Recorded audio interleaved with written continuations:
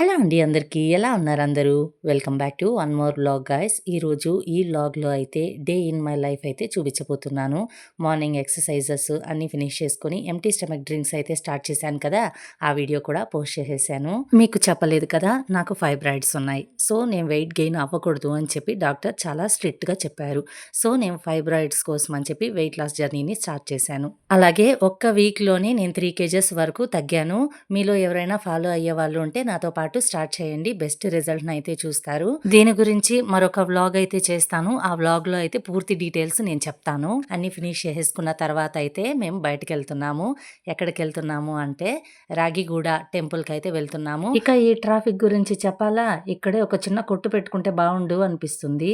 తర్వాత అయితే టెంపుల్‌కి చేరుకున్నాము. ఇది రాగిగూడ ప్రసన్నాంజనేయ స్వామి టెంపుల్ అండి. ఫస్ట్ అయితే టెంపుల్ గురించి అయితే చెప్తాను. ఇది జయనగర 9th బ్లాక్‌లో అయితే ఉంటుందండి. ఈ ప్రదేశం సుమారుగా 5 ఎకరాల విస్తీర్ణంలో ఒక చిన్న కొండపైన ఈ ఆలయాన్ని నిర్మించారు. ప్రధానంగా ఈ కొండపైన శ్రీ ప్రసన్నాంజనేయ స్వామి అయితే పూజలు అందుకుంటారు. పక్కనే సీతారాములు, లక్ష్మణుడు మరియు హనుమంతుని విగ్రహాలు అయితే ఉంటాయి. ఇక్కడ ఇంకో స్పెషాలిటీ ఏంటో తెలుసా?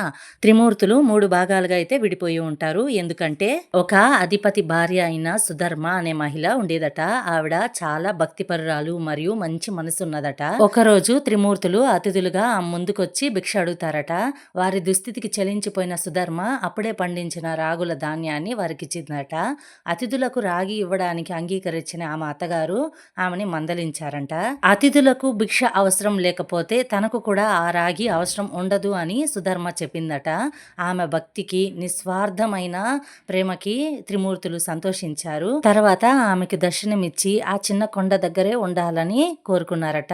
త్రిమూర్తులు తమ పేర్లతో చెక్కబడిన 3 రాళ్లుగా విడిపోయి ఉన్నారు. తర్వాత 1968లో యూత్ అందరూ కలిసి ఈ ఆలయాన్ని నిర్మించారు. ఇక్కడ హనుమ జయంతిని 12 రోజుల పాటు అత్యంత వైభవంగా అయితే చేస్తారు. ఆ 12 రోజులు ప్రత్యేక పూజలు, అభిషేకాలు, హోమాలు, ఉత్సవాలు కన్నుల పండుగగా అయితే చేస్తారు. 12 రోజులు భక్తులకైతే మహాప్రసాదం ఉంటుంది.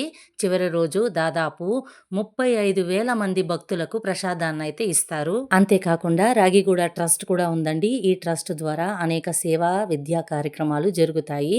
ఈ స్కూల్ ద్వారా సుమారు 1300 మంది పేద విద్యార్థులకు ఇంగ్లీషు, కన్నడ మీడియంలో అయితే చదువు అందిస్తున్నారు. ఇకపోతే సంజీవని ఆరోగ్య తపాసన కేంద్రం ద్వారా పేదలకు ఉచిత వైద్య సేవలను కూడా అందిస్తున్నారు. ఇన్ని విశేషాలున్న ఈ టెంపుల్ గురించి మీరేమనుకుంటున్నారు?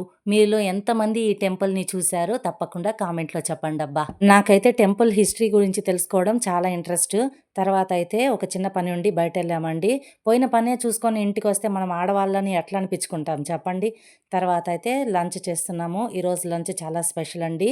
పాయసము, వడ, ఇంకా టమాటా రైస్, ఎగ్. నేనైతే ఎగ్ అయితే తిననండి. ఈరోజు టెంపుల్కి వెళ్ళొచ్చాను కాబట్టి వాళ్ళకి ఆ సెంటిమెంట్స్ ఏం లేవు కాబట్టి హ్యాపీగా తినేస్తారనమాట. తర్వాత కొంచెం సేపు న్యాప్ తర్వాత అయితే పాపని డాన్స్ క్లాస్కి తీసుకెళ్ళాను. చెప్పాను కదా లాస్ట్ వ్లాగ్లో పాపని డాన్స్ క్లాస్లో చేరుస్తున్నాను అని చేర్చేశాను అనమాట. తర్వాత డిన్నర్ అంతా అయ్యాక సినిమాకైతే వచ్చాము. కరుపు సినిమాకైతే వచ్చాము. చాలా రోజుల తర్వాత థియేటర్లో అయితే నేను సినిమా చూస్తున్నానండి. పిల్లలు పుట్టిన తర్వాత అయితే నేను థియేటర్కి వెళ్ళడము, అవుట్ సైడ్ వెళ్ళడం అంతా బాగా తగ్గిపోయింది అనమాట. చాలా రోజుల తర్వాత స్క్రీన్ పైన అది కూడా నా ఫేవరెట్ హీరో సినిమా చూడడం చాలా చాలా బాగా అనిపించింది. మూవీ ఎలా ఉందని మాత్రం అడగండి. ఎస్పెషల్లీ నాలాంటి సూర్య ఫ్యాన్స్ని అయితే అస్సలు అడగద్దు. చాలా చాలా బాగుంది. సార్ గెటప్ అయితే అద్దిరిపోయింది అనుకోండి. ఇదన్నమాట ఈరోజు వ్లాగ్. మీరైతే వెళ్తూ వెళ్తూ లైక్ చేసి, షేర్ చేసి, సబ్స్క్రైబ్ చేసుకోవడం మాత్రం మర్చిపోవద్దు. Bye bye.